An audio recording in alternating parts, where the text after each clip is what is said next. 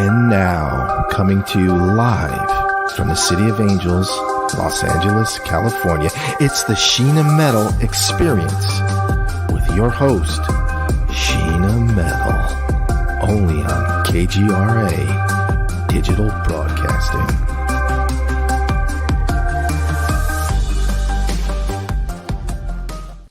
Hi, and welcome to the Sheena Metal Experience on KGRA Digital Broadcasting Network. I'm your host, Sheena Metal. I'm a psychic medium. I'm an interfaith minister. I'm a performing artist. I'm a 27-year talk radio host here in Los Angeles, and I come to you live from my home in Southern California every Friday at 3 o'clock Pacific time. This show is about spirituality. It's about creativity. It's about humanity. It's about passion. It's about service. It's about becoming and being your best you in this big, beautiful world, and then inspiring others to do the same. And it may be my show every week, but it is almost definitely always your experience, my friends. My guest today is a wonderfully talented performing artist, professional wrestler, producer and writer. And she, of course, was part of the most amazing G.L.O.W, Gorgeous Ladies of Wrestling, the original G.L.O.W, the OG G.L.O.W, when they actually really wrestled and got their butts kicked. Please welcome to the Sheena Metal Experience. My dear friend, Roxy Astor is here. How are you, my friend? Hi. Whoa, that was some intro. I'm like, who's coming on the show? Right. This chick is great. Who's she? I want to meet her. I'm good. Well, you know what? I'm good at introducing you, my friend. I'll add it to my skill set. I'll put it on my resume. That was good. That was good. Thank you. So you and I aren't only friends and don't only know each other through radio. And welcome today to my web TV show. It's great to have you here. This is the first time I've interviewed you on camera like this. Right.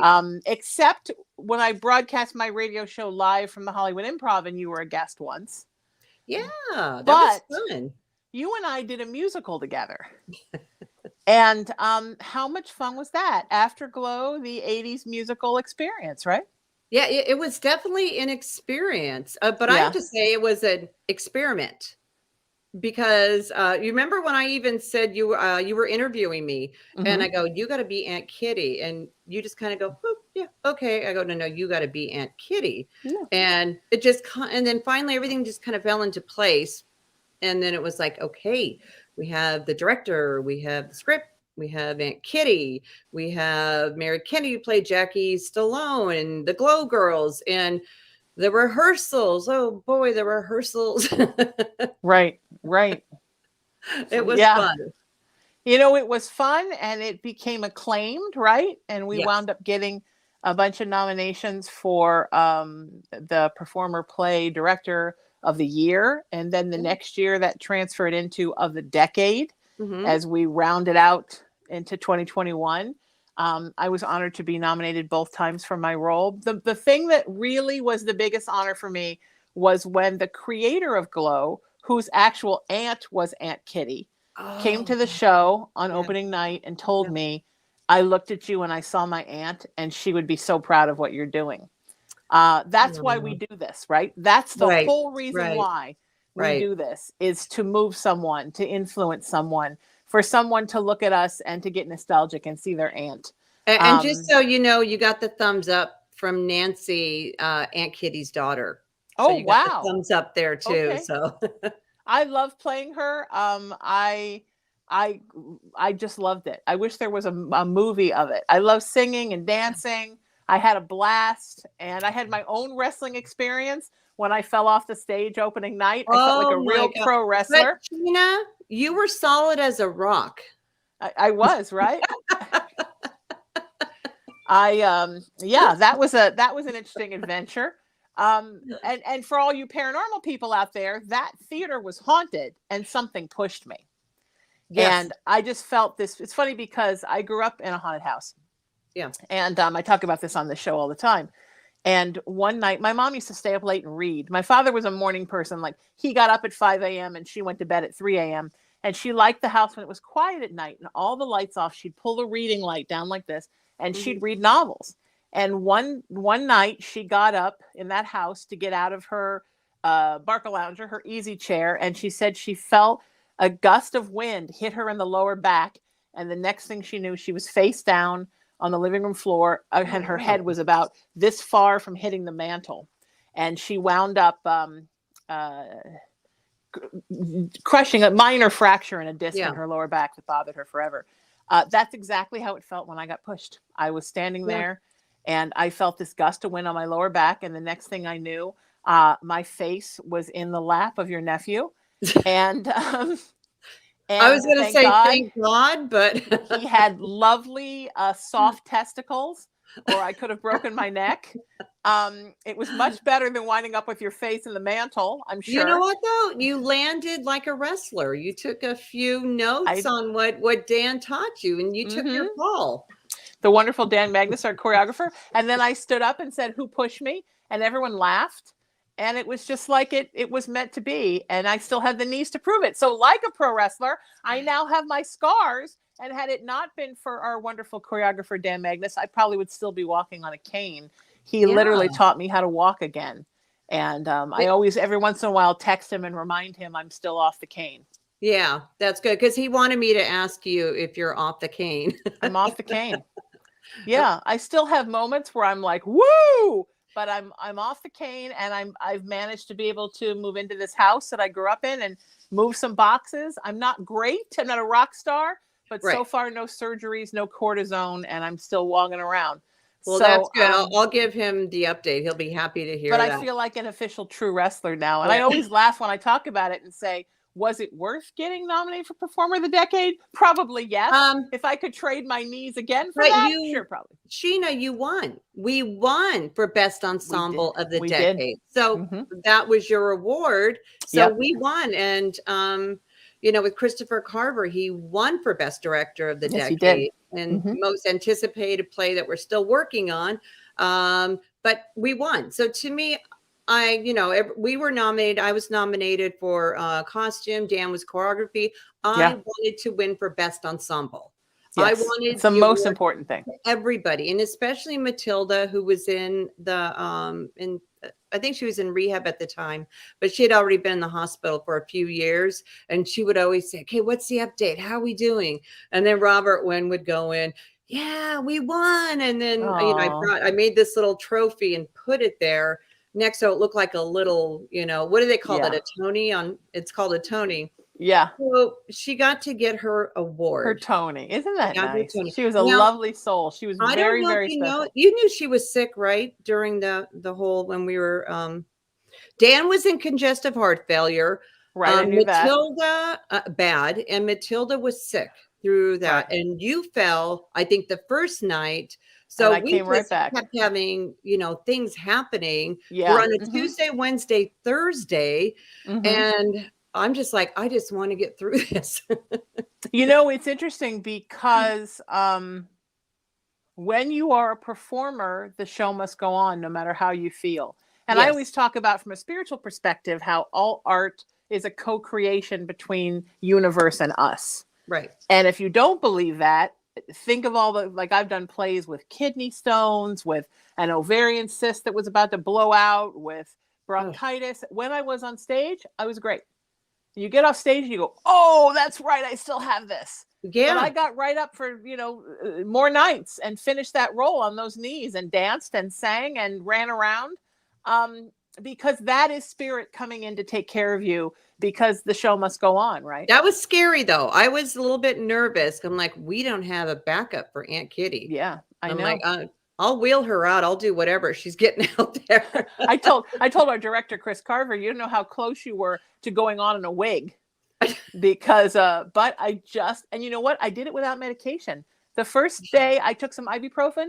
The day after that, nothing. It was just the really tapping into the healing power of the beyond and letting spirit take care of me, which is what I've always done as an actor, right? You have to consider everything in life a co-creation and work in tandem with universe and not against it, right? I mean, if you had worked against universe, you might never have gotten this play produced. You might not have known how to do it, how to make it, how to find the right people. So much of life is surrender, right? It is. And it's not, don't be afraid of doing something that you're not familiar with. I like to do things that are out of my comfort zone. a play. Who would have thought I would have even, I thought about it, and everybody has these ideas. They want to do these things, but I feel like I'm on a kind of like that movie, Tick, Tick, Boom. Okay. Tick, Tick, Boom. He had that in his head. Right.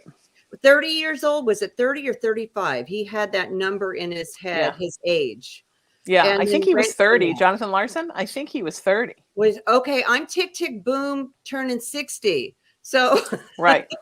So I'm like, to think, you have to be like that at that age. It was that, you got to watch that movie. Very inspiring. So fantastic movie. Oh my! It's of course about the man that created the musical Rent. Yeah. And how he kept sort of pushing his musical on people, and it just never really happened.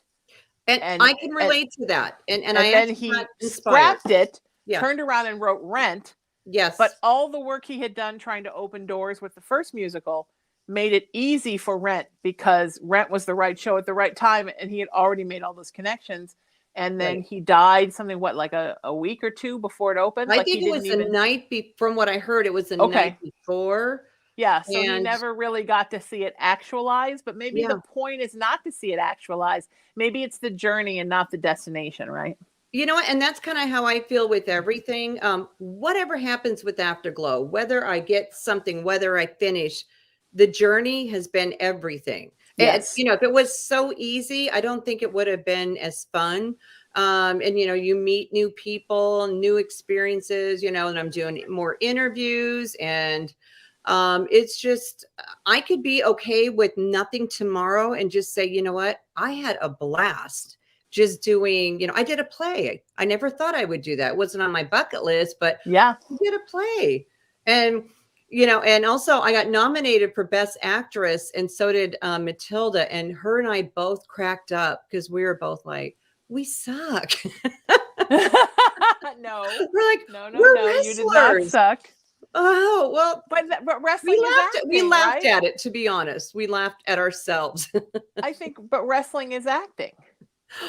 Okay, it's easier to act like Roxy than it is to act like Tracy. Because I'm still trying to figure out Tracy. You know what? I felt that way my whole life. I remember I was 30 one day, and I was talking about acting on the air I started doing radio when I was 27. So I was doing a radio show. And I remember talking about craft and thinking that I've pretty much known who I was as an actor since I was 15. But I was 30 still trying to figure out who I was as a person. And I think it's when you grow up as a performer, you have to take care of what's first. And what's first is the role, the part, the thing is right in front of you. Right. And everything else has to come afterwards. And sometimes it takes time. I think I've learned a lot about myself during this quarantine. Because me too. You had a lot of time in your head just to learn about you, right? And I think it was a wonderful thing for me, because I was always so busy being busy.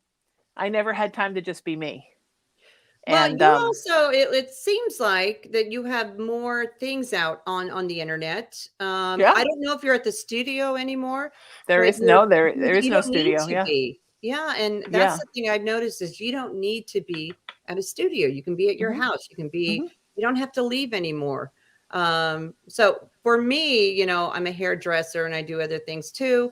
And I have to, but I would love it if I could just sit there and do a show. But you've got the experience, and you have the fans, and you have the people that are going to keep coming to you. So I think you've got you figured out. I'm still trying to figure out me. I think you're doing okay. I think you're getting there. And also think you have a story. I remember many times I've interviewed my dear friend Kurt Smith from Tears for Fears, and he told a great story once to me on the air that when the internet first happened and people started contacting both of them, telling them like, your song was at my wedding, it was at my wife's funeral, it was at my daughter's graduation. He said in the 80s, and your experience in professional entertainment was in the 80s, right? In the 80s, the studios kept everything. The fan mail went to them. The feedback went to them. There was no internet where you could go meet people. So you didn't really know how you were affecting people's lives. Right. Until 20 years later, when the internet really got rolling. And then suddenly, you realize there are people whose lives were changed because of G.L.O.W. And did it kind of hit you like a ton of good bricks? You know what? It was okay, because you're right. Back then, I was just like, I want to be a glow girl and I'm gonna be a glow girl. We would only know when we went out on tour. And you would Right. see people, we were in our tour bus and it was like, they were knocking the tour bus down and I couldn't figure out why. What's going on? It was just so, Are they okay. zombies? Are they Yeah, I'm just hungry? yeah, get off our bus. And then later when Facebook came out, then I started hearing the stories of, oh my gosh, I was you and I was bullied and then I did your move, but yet I broke my arm. I'm like, no, wait, don't blame me for that. So you hear all these stories. So I love hearing how we changed lives and how people came out and were able to be themselves with G.L.O.W because they got to, okay, I was Roxy or I was Hollywood. I felt like Matilda. And this, men, women, old, young. I mean, we've heard it from everybody. So the fact that G.L.O.W has such an impact, and it was just only there for 4 seasons, it still kind of blows my mind now. But people know what G.L.O.W is. I can go anywhere and go, I'm G.L.O.W, and they know. But wait, now it's like Netflix or from the 80s. The OG. Yeah, and I say thank you. If they got to ask, thank you. It's all about the OG.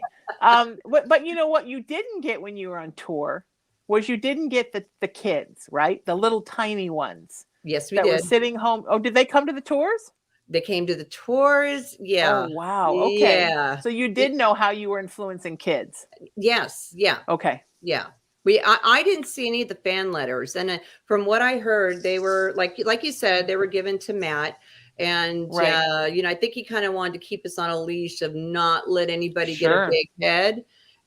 But the bad part about that is I didn't really know how good I was. I didn't feel really good about how I looked when it came to the hair, to the outfit, until later. Because I'm looking at Sally, the farmer's daughter, who's this gorgeous blonde, and we would walk through the airport, and everybody would look at her, and I'm just like, I could have carried her bags, and I would have been okay, and they would have been. So I didn't know until later on. So I think he wanted to keep everybody's ego down. There was a few that their ego was there, but that's also the buildup of the director. And he knew what he was doing. So with us, I mean, we were could have been tossed out at any minute. So that was that was scary. It's like when you get hurt, you work through it, and that's what I did. I've been hurt, but I worked through it.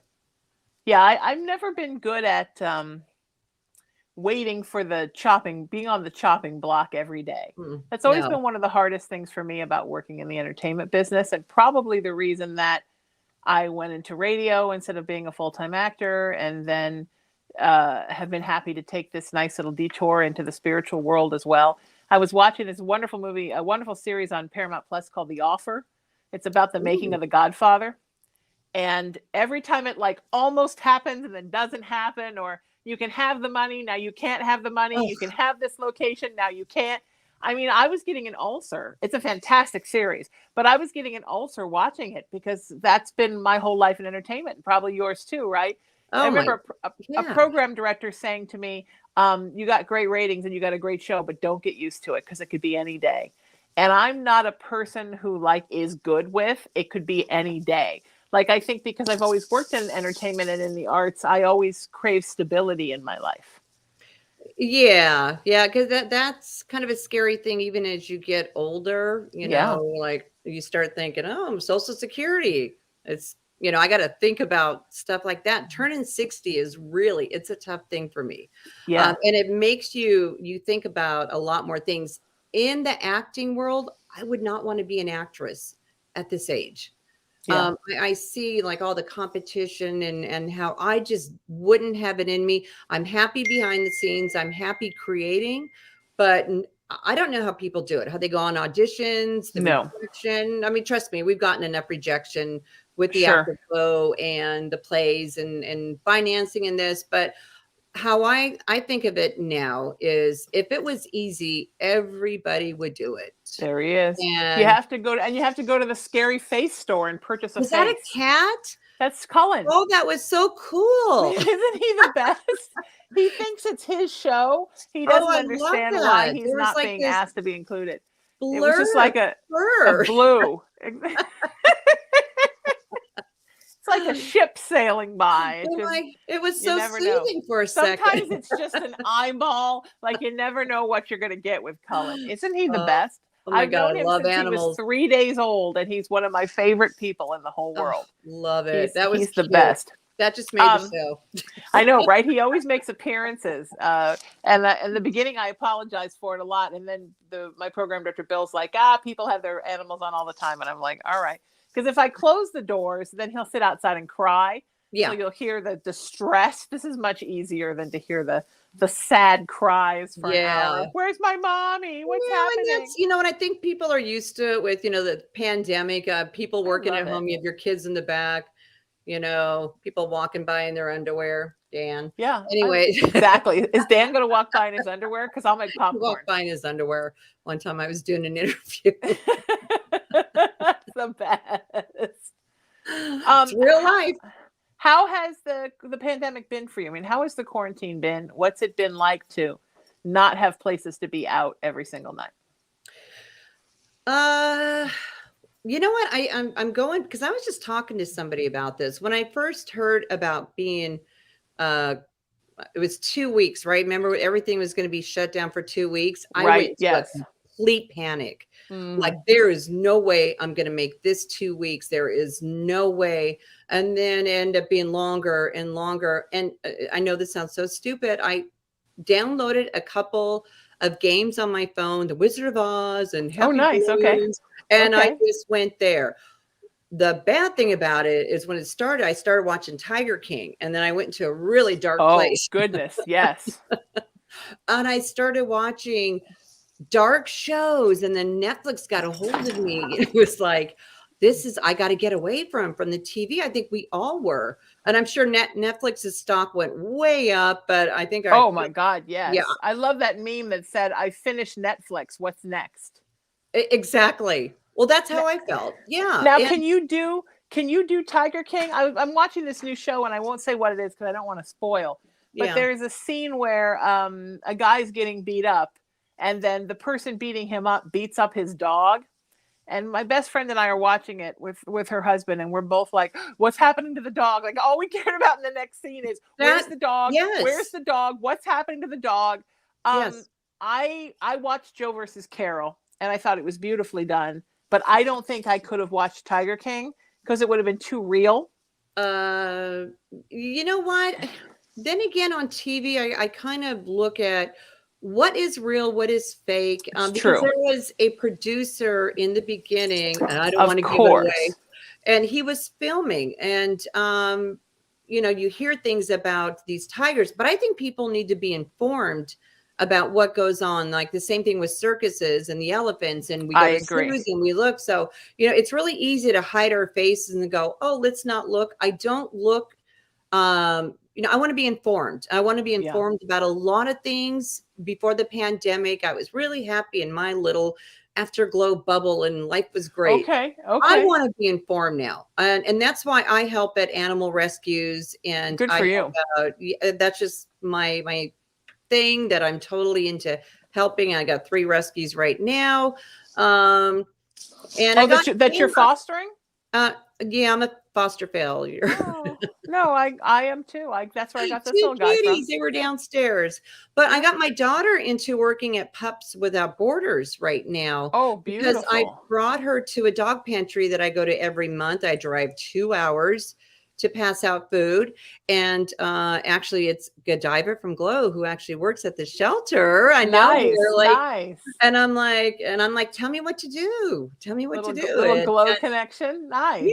Yeah. But you know what? Her heart's in the right place. My heart's in the right place. When it comes to animals, there should be no friction. It's just all Yes. about the animals. And I've seen people driving up and the same woman coming and crying every time. And the fact that we're not making them feel like you're here begging, it's kind of like I say, thank you for standing or driving in line for hours just so you can feed your animal. Because to me, that's important, because that's why a lot of people surrender their animals, because they can't feed them. So Yes, yes. I can't even imagine. I think I would eat cat food and let my animal eat from the grocery store. I just can't even imagine. Yeah. And I know sometimes people are in dire straits, but a lot of times people are just like rehoming, like, oh, I can't, I don't. I have a problem with that. Like, hey, I got a baby, I have a can't. I have a huge problem with that, Yeah. especially when a human child comes and the furry child gets put away. Biggest pet peeve. I had a baby, Dylan, and then I had my animals, and I was hearing stories that the cat will suck the life out of the baby. I'm Oh like, my you know God. what? I'm not It's gonna. like You've heard some that before. old For the Roma milk. wives' tale from 400 Yeah, I'm years like, ago. no, I'm keeping my animals. They were here first. Yes, exactly. I remember when I was little, and I've told this story on the radio a lot. My mom raised me that my dogs were my brothers, and Oh, I wow. had to treat them the way I would treat human siblings. I didn't have human siblings. So one night I was spending the night at a friend's house. I was probably like maybe 11, and the mom was not being nice to the dogs. And I Mm, said, those are your children. You should be nice to them. And she said, it's not my children, it's a dog. I said, well, my mom told me that my dogs are my brothers and I have to treat them like I would human children. So, 9 o'clock yeah. the next morning, that woman's on the doorstep knocking on the door. My mom opens the door, and there I am, like she's got the scruff on Yeah. my neck, and she's got her daughter next to me. And she says, do you know what Sheena told girls last night at the summer party? That you told her that her dogs were her brothers. And my mom was kind of like, and yeah. You know what? The stories about your mom, I'm telling Isn't she you, the I probably best? would have loved to hang out with Oh, well, her. also, she always liked Scorpios. They were her best friends, so she would have loved you. But she was so unflat by it. Of course, I was Yeah. never invited back there. But my mom kind of made it okay by saying, but do you really want to go back there if that woman's mean to Yeah. a dog? I wouldn't be in somebody's house if they were mean to a dog. No, I would probably take the dog. I would do something with the dog. It's It's just, hard. yeah, it is. We can't, we're not in people's homes to know really what's going on. And to me, I have a thing like for kids, animals, and the elderly. That's Yes. where you don't go anywhere with them. You just take care of them. Yeah. We as people, our age, and they'll see people are going to get older. And that's something, I believe in with the elderly, and I work with too. That's kind of something I do now too. So, this pandemic has really changed me. Well, I think it has brought out two things. Either Mm, your inner selfishness, because some people always go dark, right? yeah. Or your inner humanitarian / philanthropist. I did go dark though for a little bit. I Did went you? way dark. Were you Yeah. snarky? I what? Were you snarky? Were you still helping people though? I mean, depressed No. isn't dark. God, no. I wasn't Oh, helping any. No. really? No, it was What about happened to you? no. Netflix covers over, leave me. Oh no, I went Oh, dark. No, I'll okay. admit it. If I was gonna, who could be happy? You know what? I hated the people that were all like happy and like, what's wrong with you? You guys know what's I'm going gonna on? podcast about love. Oh, don't turn Oh, her off. yuck. No, I had a problem with everybody that said, let's just get through this. And I'm like, how? Right. This is something that we've never seen before. I've never dealt with, in all of my time. So how do you even explain to your kids what's going on when I don't know what's going on? And when I don't know what's going on, I get kind of nervous. It's uncertainty, like what you said, is Right. what's going to happen tomorrow. And I always think of what's going to happen next year. What's going to happen? Learn to just take one day at a time. Um, Absolutely. and I always want to be someone that somebody can count on. To me, that's important, especially nowadays. So, no, but I was really, really snarky and I'm mean so and miserable. sorry. Yeah. But I Well, just, and keep in mind, I was with also too, Dan was during the pandemic, he was in the yeah. hospital waiting for his For a heart. super long time, right? And I feel like with that, I shut months down. and months, right? I Yeah. don't even know how long it was. I just know every time I checked, he was still there. 4 months. He was 4 months. But the thing is, though, too, he was in congestive heart failure during the time of the pandemic. So it was hard to even get him in. But he's got a really good doctor from UCLA. I went through 4 doctors now, and finally the 5th one said he needs a heart now. And I'm like, well, that's not going to happen. You know, you got to be on a list. And Dr. Cruz actually had put him on a list, but he was doing really good with Entresto. Now, when he did the play, he was just completely dark eyes, congestive heart failure, had a hard time breathing, but he still got through it. And I think it was 3 years prior to that, he ended up in a coma from it. Wow. He was in a bar and he actually died, and they brought him back. Now, the thing with that, you might have the question, did he see anything on the other side? Yeah. Did he? Nothing. He saw nothing. Interesting. Which I got very mad at him for not being aware. Isn't that interesting? If anybody knows what that noise was, somebody knocked over a selenite one with their tiny blue paw. Everything's fair game in this room. Everything is fair because you can just push it with your little paws. I have a friend that said with cats, everything is soccer. And since I've been thinking about that, I'm like, you know, it kind of is. Or boxing. Right, or boxing. I thought when my mom died, I thought there's going to be like she's going to be talking to people on the other side. There's going to be words of wisdom. She basically told me, get me out of here.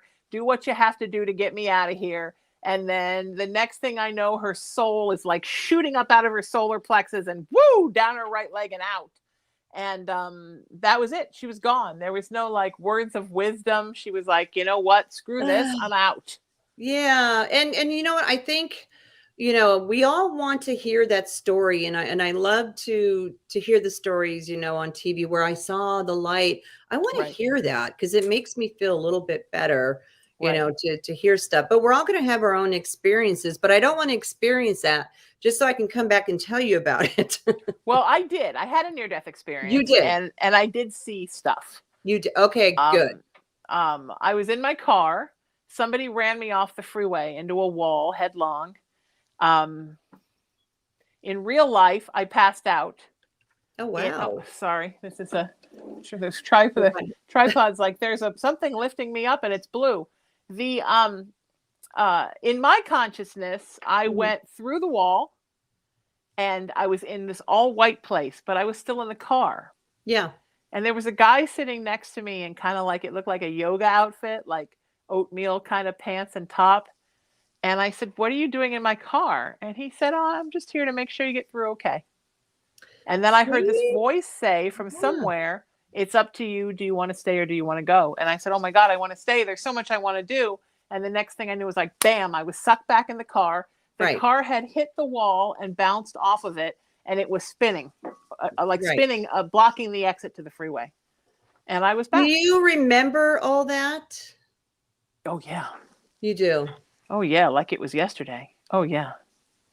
Every bit of it. Well, I was actually rear-ended on Sunday and went to the ER on Sunday. And the weird thing is, sorry. Yeah, I got blunt head trauma. And oh, my goodness. That was the first time I've ever been in an accident. And the reason why I ask you if you remember, because I remember everything like as it was happening. Yeah. And knowing that I could not stop it, that this is what it was. And the weird thing is we're supposed to go for an angiogram for Dan on Tuesday. And we were getting a COVID test at a UCLA place in Calabasas. And we were just right there and it happened. And I always think something happens for a reason. I agree. That reason, but the angiogram was canceled. Their machine broke down. And I'm like, okay, there was a reason, but not a reason that I got hit because I'm still trying to like find my words. And your head was probably jumbled for a while. Well, I'll tell you, when I first got hit, I walked out of the car and I couldn't believe that I was alive. I can't believe you walked out. German engineering. God bless the BMW 328e. People kept walking up to me, the cop, the tow truck driver, saying, I can't believe you're alive. And everybody said, if you were in a Japanese car, you'd be dead. I don't know what Japanese cars are like now, but this was in 1991. So I couldn't believe it. I mean, I didn't look like there was anything wrong with me. I didn't feel anything. And I had very limited memory of the couple of days before and after the accident. And Right. then one day I was, it was maybe a year later. By then I was in a relationship with a new guy. I was spending the night at his house. And I literally woke up in the middle of the night and it was like, boom, those 4 days of memories were back, including the near-death Wow. experience. Yeah. Well, that's good to hear. It was kind of like that for a few days. And like I said, I'm still finding my Of words. course, because you have a And closed head injury. You should really go yeah, and see a neurologist and get that looked at, because you yeah, don't yeah, have I'm to have a going to. gash in your head to have a head No, injury. you know what? The weird thing is, it was like a really bad whiplash because I had slowed Sure. down and she didn't slow down. She just rammed the car. And I remember grabbing the steering wheel like that was going to stop it. You know how you do things, you don't know Mm-hmm. why. And Mm-hmm. it hurt my arm, but I could feel it. And I'm just like, I just hope, we get through this, but it's going on, but you just know it's going to happen. And Mm-hmm. I've never been in an accident like that. Yeah. So the fact that I'm here and I'm here on the show means I've made it, Yay! and Yay! I think I'll get everything back. Yeah. Well, I think you will Little too. by little. And I think in life we have to slowly but surely experience everything, right?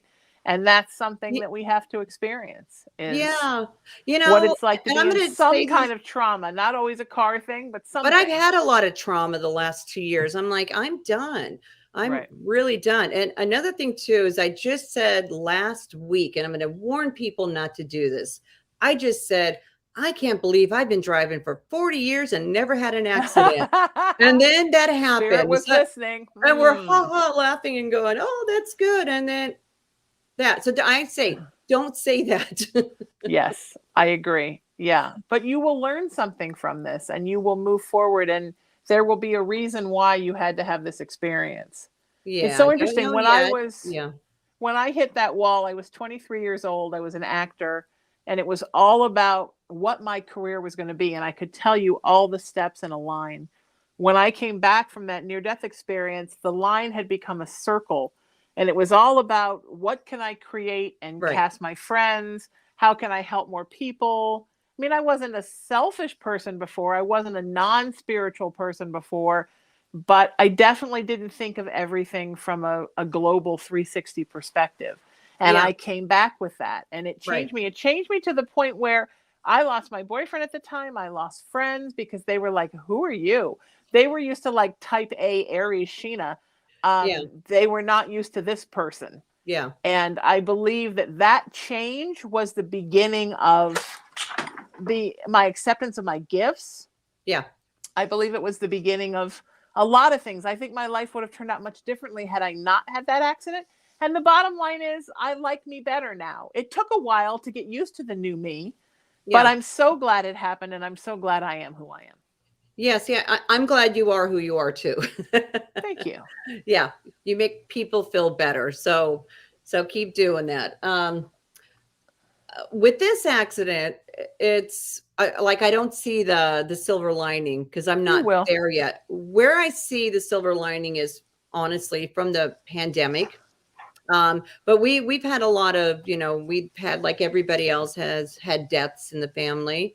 My Sure. daughter with losing her boyfriend, and then Dan, he dies, and it was just so sudden. And that's something I had to help her get through for 6 Sure. months, and I still do. And with Dan doing what he did, I was being pulled from I don't know how many different places, but I realized how strong I am. And that when that happened, and also losing my dad, I was actually on my way to a funeral for my dad when we found out that Mike had passed away, my daughter's boyfriend. So it was back to back to back. And it's like, how much more can somebody take? Not that I want any more, but I Right. think I Yes. realized how We're not strong literally I am. asking that question, Spirit. Yeah. Yeah. How much more? Like, what else? What else you got? But I said that, and I'm like, no, I'm just kidding. Don't give me any more. And Right. but you know what? The little crap out there, the little nitpicking and who's doing what, where, and that, I don't care. I'm just going to do me. I'm going to do me and throw about 20 million things on the wall, and I'm going to see what sticks. Yeah, And that's the most do what I important do. thing, I think, for us to do is Yeah. to some people just sweat the small stuff, right? Everything is this tiny minutia of, I look on Facebook, and I love my Facebook, but I look on Facebook and I see what people complain about. And I think that's so awful. So, we had a big shift last week, of course, with the unpassing of Roe versus Wade. And I'm not getting political, but within hours, there were so many posts up on Facebook that said, if you're celebrating right now, unfriend me from my page. If you're upset about this Roe versus Wade, then just, I'm going to kick you off my page. And it I don't get immediately it. goes to this big argument, right? Where we start doing the us and them thing again. They don't understand that spirit wants we. Spirit doesn't want us and them. And of course, we don't agree on things. Of course, one person's okay is another person's, oh my God, that's horrific and not okay. And I know that sometimes when I say things like this, people think I don't have my own opinions about things. But being my friend, I definitely do. I vote, and I have opinions, and I'm a strong defender of everyone's human rights. Yeah. But you can't immediately go to this place of, if you don't think just like I do, then go screw yourself. Because that's not where we're supposed to be. That's not what it's supposed to be. Right. It's supposed to be finding a way to get along in spite of our differences, and to allow everyone to be who they are. And we're not there yet, but we're never going to get there if it's, you know what I mean? Yeah, I do. I mean, the same thing happened with politics. It was, tearing people up. Sure. And you won't see anything on my Facebook about politics, about anything. I just keep everything, like I said, in my bubble. You want to ask me, you can go to my house. Well, really, I'm not going to invite people to my house, but you know what I mean? And then I'll let you know. But other than that, I have my views, but I'm also, I'm more informed. Do I know everything? No. But I know how I feel about things. And then again, I can't put it out there because you'll lose people. And I love the people that have their different views. So I just choose to, okay, let's just not go there. And that to me is kind of weird because we always went there and it was okay. Even with stand-up comedians, they can't go anywhere. Like I would not want to be a comedian nowadays. Yeah, it's hard. I interviewed Margaret Cho here last week, and we talked a little bit about this. And you have to reinvent who you are as a comic. I did a video of maybe 13 of my characters when I was 20, so 1987. And oh my God, I don't think I could show that to anybody now because people would be freaking out left and right about everything. But at the time, I had the same political views. I had the same social views. It was done as a commentary for people to see things that were ridiculous, to draw attention to people who were not looking at things that were in the world right in front of them. I wasn't just doing it to like diss people or be a racist but there doesn't seem to be any of that cleverness anymore. You're not allowed to show things through showing how people shouldn't be. And I don't like the rewriting of the books and the banning of this. And there's a reason why every one of those books history. existed. To me, it's like you have G.L.O.W, and G.L.O.W was right now. G.L.O.W would not work because they, oh my gosh, we had a character called Dementia, and there was like, that's not good. No, Princess of Dark. I didn't know what that was back then. I'm like, oh, it's a really cool name. We didn't know. And there was things that I'm like, there's no way they would get away with this now. But our fans knew that was a time back then.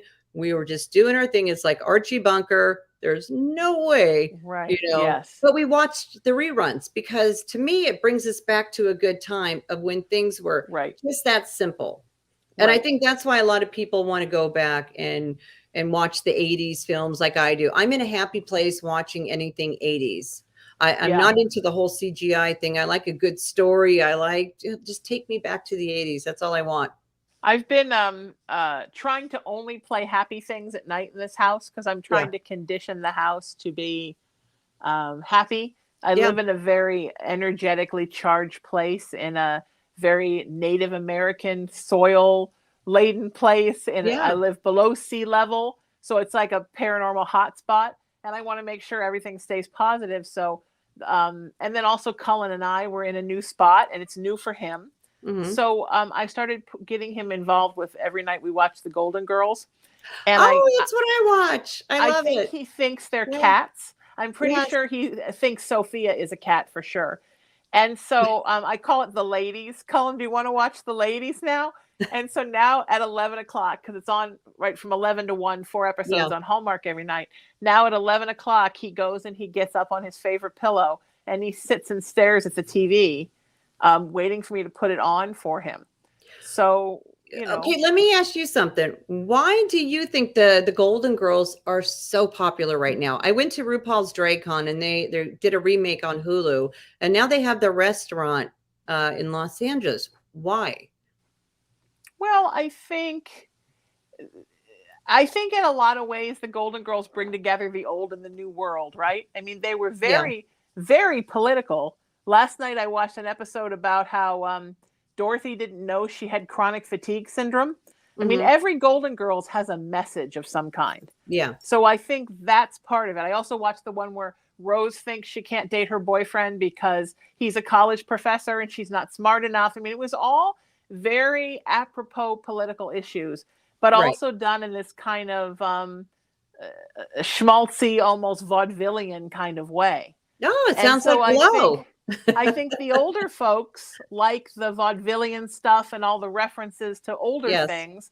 And I think young people like the fact that they can see the messages in it. I think we watched it in the 80s. We didn't really think about the messages. We didn't understand what was really being put into it. Yeah. But now I look back and again, maybe this is my gift, but I can feel the writers as the jokes come out. And I'm like, oh, yeah, I can see where that one was meant to be, Yeah. something gay positive, and that one was meant to be politically positive. I think that's why it holds up, and it's just beautifully acted. It is. And, it's sad because, they've all passed on.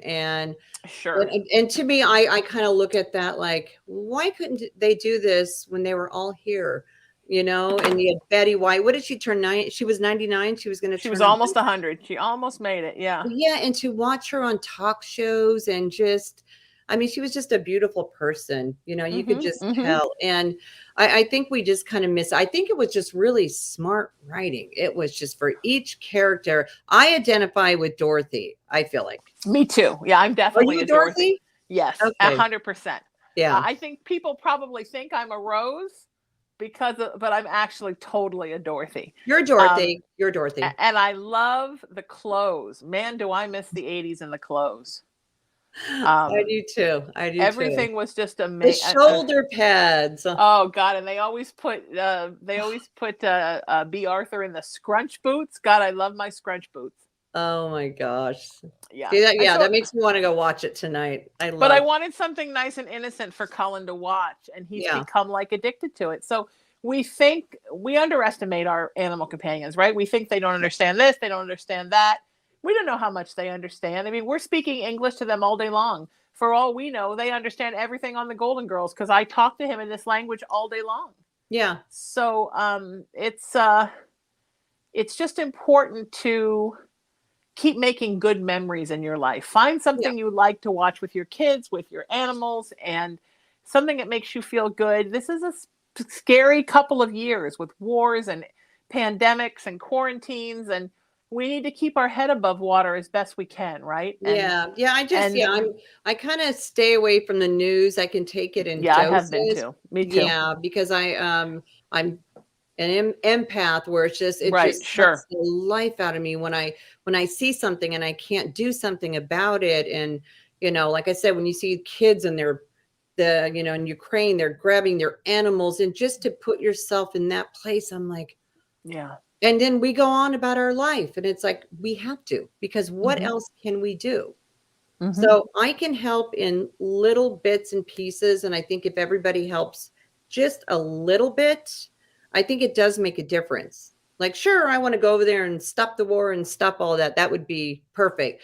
but that's not the way it is. And Yes. so that's why I just kind of, like with the dog pantry, little things, and it makes me happy, and it makes other people happy. So I agree. You yeah. are so wonderful, my friend. Thank you for being Thank here. Let's you. do this again. Where Thank can you. people find you online?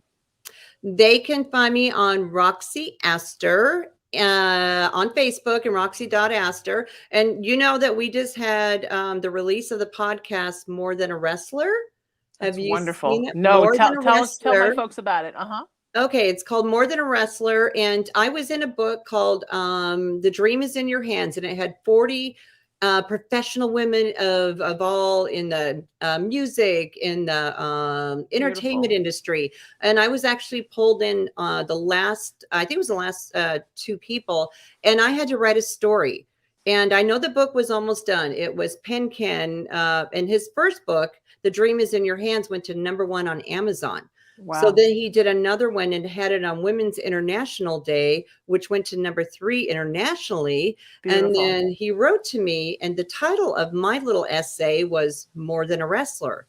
So he came to me and he said, why don't you do something with this? And I'm like, well, if you do it with me, because I felt like I had too much going on, and I saw the way he was doing everything. Sure. And then it ended up being from, just an essay in his book, to now it's More Than a Wrestler, that is on 80s and 80s now. And if you could share the link, I'll give it to you too. Please. Yeah. And the first podcast was released today, and we talk about Matilda. And every Friday, you're going to see a different G.L.O.W girl, and you're going to hear stories that people have never heard before. You got the G.L.O.W locker room in the back, and it feels all lively, and the graphics are beautiful like yours. And then the book is going to be released at the end of the summer, but it also comes with a soundtrack that is incredible. And you can hear it at the end of my interview and even before. It's all done by Studio Kai and Penkin. He's the writer, and he worked with a really great team. So we're very excited, and I just want... Congratulations. Thank you. So when I think I'm done, things do come my way, but you got to follow up on them. Yes, they do. And you're not done, my friend. I loved having you here. The wonderful Roxy Astor, everybody. If you missed those links, you can find me at SheenaMetalSpiritual.com. Please visit there and learn some more about me. I would love that. Also, everywhere on social media, I'm at Sheena Metal. Until I see you next Friday at 3:00 Pacific time, do these things for me, my friends. Seek peace, live in love, lead with kindness, embrace unity, do whatever you can to raise your vibration, and always remember that you are love and you are loved. I'm Sheena Metal, and I'm a psychic medium, an interfaith minister, a performing artist, a 27-year talk radio host, and this is the Sheena Metal Experience on KGRA Digital Broadcasting Network, and we'll see you next week. Thank you, Roxy Astor. Thank you, KGRA. Thank you. See you next time.